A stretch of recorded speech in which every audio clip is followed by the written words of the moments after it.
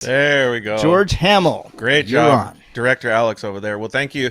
Yeah, so we've been talking about value quite a bit this whole summit, and value, I think, it has different meanings.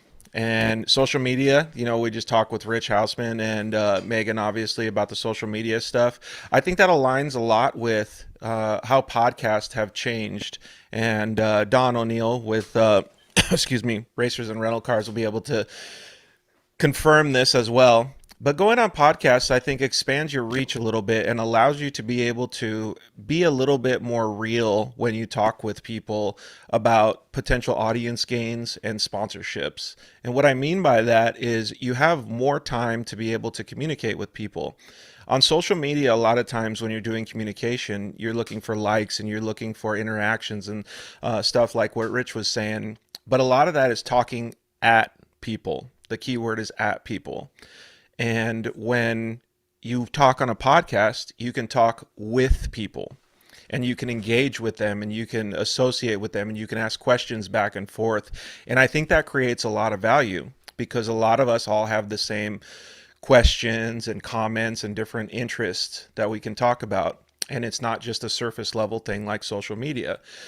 So, Don, I would like to hear what you have to say as well.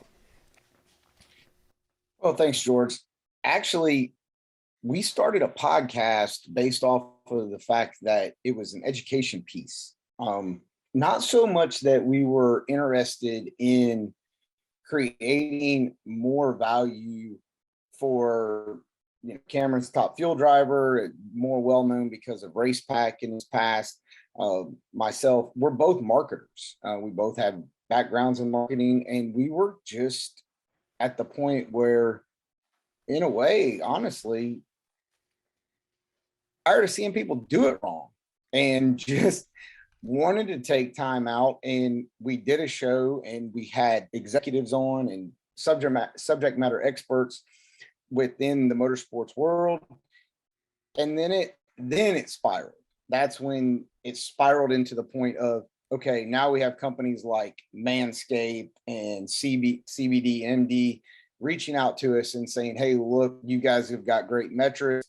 We're very personable. We're not for everyone. And that's when we started realizing that more companies and more people wanted to be on board with the pod and not our racing organizations, not our racing program. And Cameron and I had to basically split the way we did our contracts and agreements and deliverables with those companies, because we realized at that point, hey, we have people that want to use discount codes, have the likes, have the comments, get the feedback, as you were talking in regards to the social media aspect. But it also became more personal. And that was the thing about podcasting that kind of caught me off guard when we started, was like to go through an airport and someone up and go, hey, I recognize you from, they're a racer or whatever, they're a dirt track person or whatever the case was. They listened to the show. It was very fulfilling and completely surprising. So yeah, I think if you're going to try to make a podcast, I will tell you some of the challenges with it. Obviously, equipment, technology, and that the space is overrun with podcasting. That's the challenge. What are the opportunities? The opportunities are wide open. If you're a personable person and can sit down, and even if it's a monthly basis, and be in the segment, you will reach people and they will start to reach back out to you.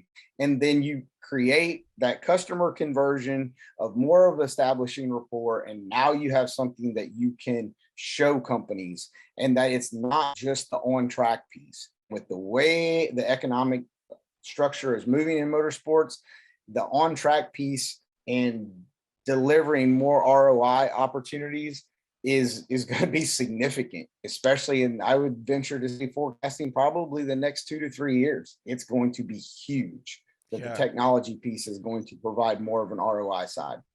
I can agree with that 100%. And I think a lot of the people that are watching the summit will probably agree with being able to get on podcasts. Sometimes it's difficult for you guys to get on podcasts. Sometimes you may not know what to talk about, or sometimes you will relate to some things that we've talked about in the past. But all of that is where the interaction and engagement comes from. And you can follow it up with social media stuff too. So let's just go through a couple examples that we've seen in the past. Like we have some consistent guests. One of them I think is actually watching the summit now. He's a young man named Caden Danbury, and we're going to use him as an example because he reaches out to be on the Dirt Life show as much as he possibly can.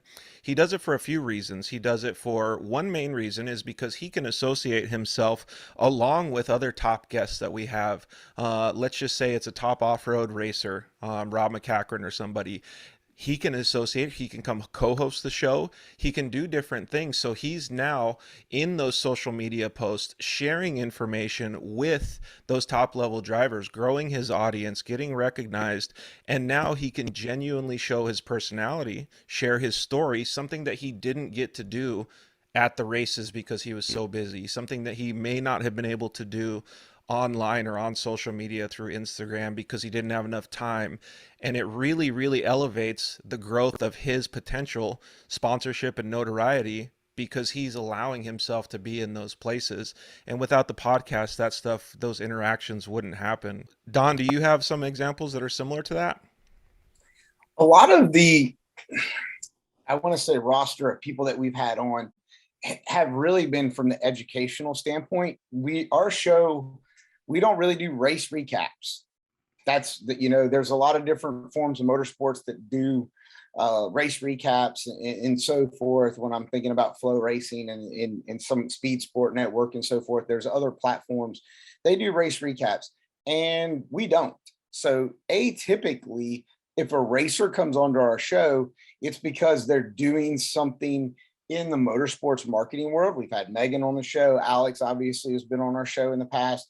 If you were a Coca-Cola person, we've had numerous Coca-Cola executives on our show to talk about what it is, the education piece, right? Having Rich on the show from Hook It, he'd be somebody great to have on our show to talk about valuation and deliverables and the things that matter to companies. I think a lot of times in motorsports, we get blinded by the fact we want to drive race cars. That's what we want to do, right?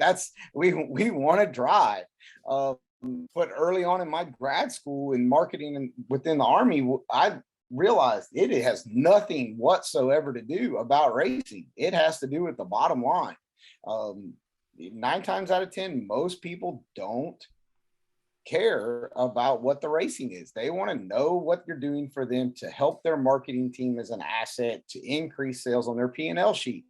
That's it at the end of the day. They want you to make their life easier.